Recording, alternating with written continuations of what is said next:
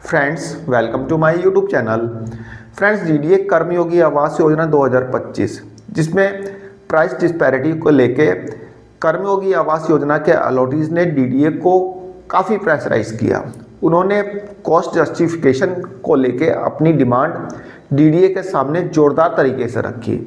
उन्होंने पहले vice chairman से मिले, मतलब डीडीए के वाइस चेयरमैन से मिले, उनके सामने अपना कंसर्न रखा। देन प्रिंसिपल कमिश्नर से मिले, उनके सामने अपना कंसर्न रखा। देन उसके बाद प्रोटेस्ट किया डीडीए का अपने पॉकेट 9 में ही। तो उन्होंने तरह तरह से डीडीए को प्रेशराइज करने की कोशिश की। फाइनली कर्मयोगी आवास योजना 2025 के अलॉटीज और डीडीए के बीच में एक यूनानिमस डिसीजन हुआ, मतलब एक सहमति बनी कि भाई हम कॉस्ट की कटिंग करेंगे। मतलब जो आपके LIG फ्लैट्स हैं, MIG फ्लैट्स हैं और HIG फ्लैट्स हैं, सब में हम कॉस्ट कम करेंगे। यह उनकी सहमति बनी। उसके बाद डीडीए ने यह भी बोला कि हम आपको 1 महीने का एक्स्ट्रा टाइम देंगे, मतलब कि आपके डिमांड लेटर पे जो ड्यू डेट लिखी है उसमें 1 महीना और बढ़ा देंगे ताकि लोन वगैरह लेने में आपको दिक्कत ना हो, क्योंकि अभी 1 महीना तो आपका प्रोटेस्ट करते हुए बीत गया, तो 1 महीने का टाइम हम और दे देंगे। तो ये सारी सहमति उनकी आपसी मीटिंग में बनी। इसके बाद डीडीए ने 12 फरवरी को एक ऑफिस ऑर्डर रिलीज़ किया।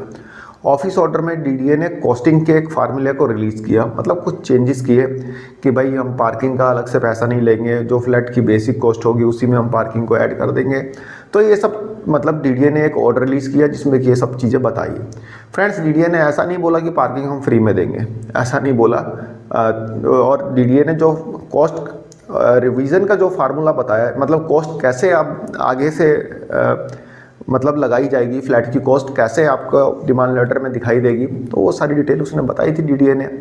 ऑर्डर की कॉपी डिस्क्रिप्शन बॉक्स में आप पढ़ भी सकते हैं। लेकिन डीडीए ने यह नहीं बताया कि कर्मयोगी आवास योजना के फ्लैट्स पे कितनी कॉस्ट कम की गई है, यह डीडीए ने नहीं बताया।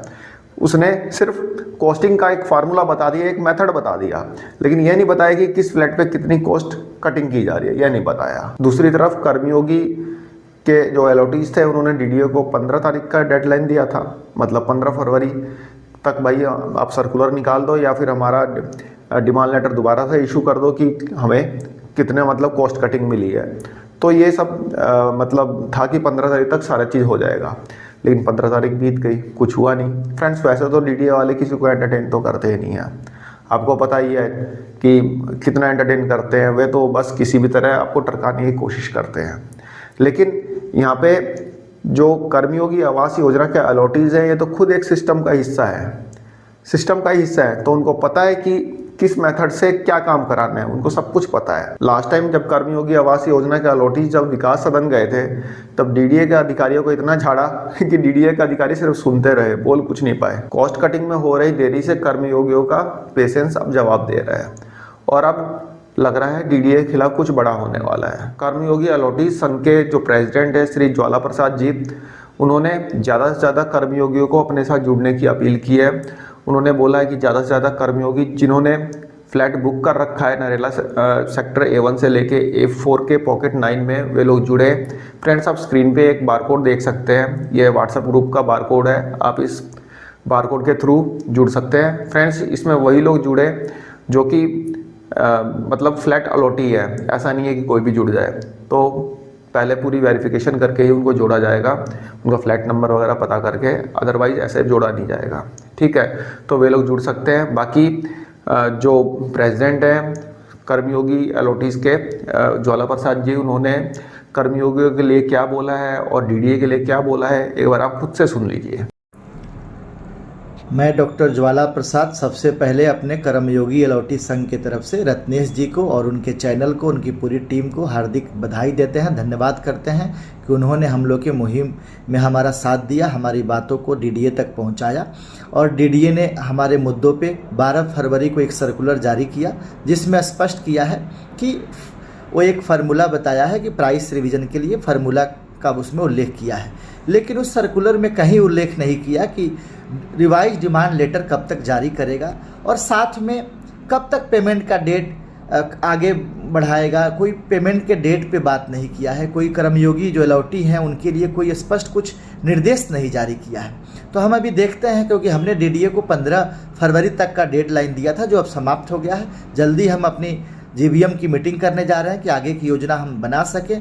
इस बीच हम फिर से रिक्वेस्ट करते हैं कि यथाशीघ्र डीडीए हमारे रिवाइज डिमांड लेटर को जारी करे और हमें उसी अनुसार पेमेंट डेडलाइन बढ़ाए, ताकि लोग बैंक लोन इत्यादि प्रोसेस करके समयानुसार अपना पेमेंट करा सके।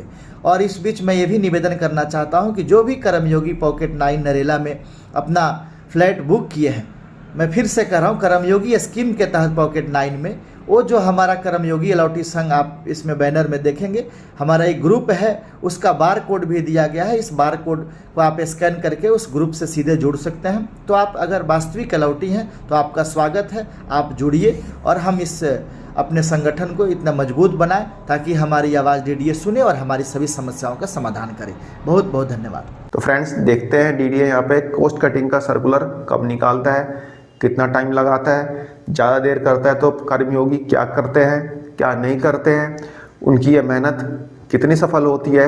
ये तो डीडीए का सर्कुलर आने के बाद ही पता चलेगा कि किस फ्लैट पे कितनी कॉस्ट कटिंग की गई, यानी एलआईजी पे कितनी की गई, एमआईजी पे कितनी की गई, एचआईजी पे कितनी की गई। मतलब मोस्ट प्रोबेबली ये है कि जो एलआईजी फ्लैट्स होंगे उस पर 2.5 लाख की कॉस्ट कटिंग देखने को मिलेगी, एमआईजी पे 5 लाख की और एचआईजी पे 10 लाख की। तो देखते हैं, अभी तो ये अंदाज़ा ही है, बाकी जब डीडीए का सर्कुलर आएगा तब एक्चुअल पता चलेगा कि हाँ भाई क्या कॉस्ट कटिंग होती है। देखते हैं कब तक डीडीए का सर्कुलर आता है, आता भी है नहीं आता है, ये तो डीडीए बताएगा और कर्मयोगी जो हैं वो बताएंगे। फिलहाल मेरी तरफ से छोटी सी इंफॉर्मेशन थी, आई होप आपको पसंद आई होगी। धन्यवाद, नमस्कार।